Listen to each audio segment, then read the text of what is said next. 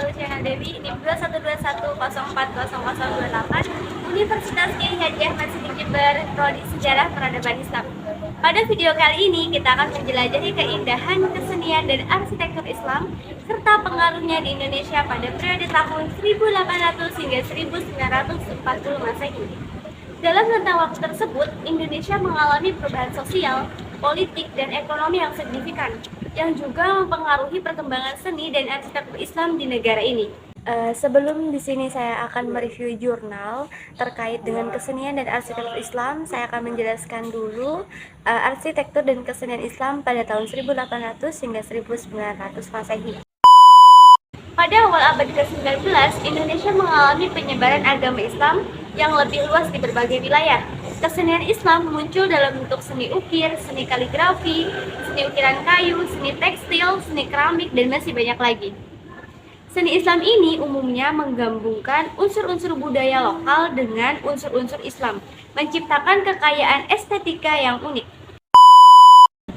Arsitektur Islam di Indonesia selama periode ini mencerminkan pengaruh budaya lokal seperti budaya Jawa, Minangkabau, dan Aceh yang bercampur dengan elemen-elemen arsitektur Islam.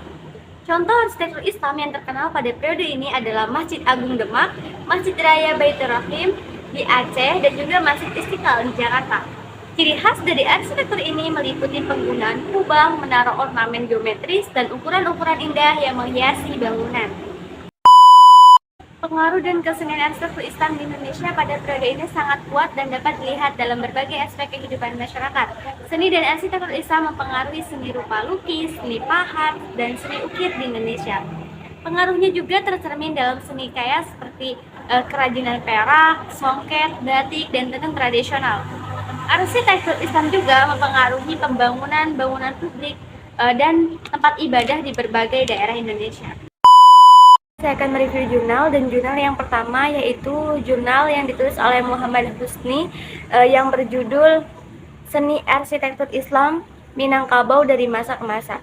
Jurnal ini membahas secara spesifik mengenai bentuk atau atap tipologi atau surau dan masjid di Minangkabau sebagai ciri khas yang paling menonjol pada arsitektur bangunan umat Islam. Dan jurnal ini juga membahas mengenai corak arsitektur surau dan masjid di Minangkabau dari zaman klasik sampai sekarang.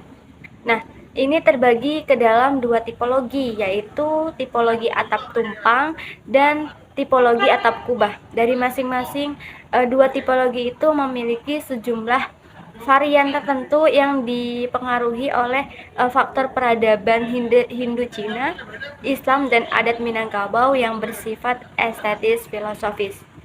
Dan jurnal yang kedua yaitu jurnal yang ditulis oleh Institut Agama Islam Negeri Batu Sangkal, Sumatera Barat, yang berjudul Pengaruh Proses Islamisasi dalam Bidang Arsitektur di Indonesia, yang ditulis oleh Mahmuda.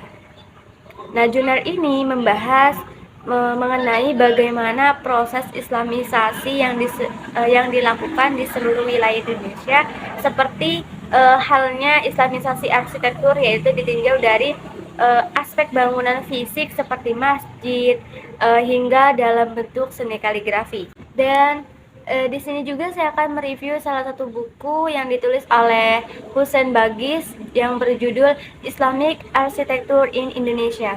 Nah, buku ini membahas mengenai elemen-elemen arsitektur yang umumnya ditemukan dalam bangunan Islam seperti pola geometris, hiasan kaligrafi, gerbang, kubah, dan mihrab.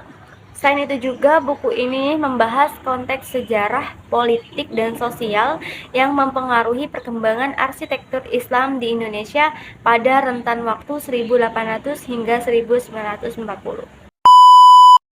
Video ini dibuat berdasarkan referensi dan buku dari jurnal yang akurat.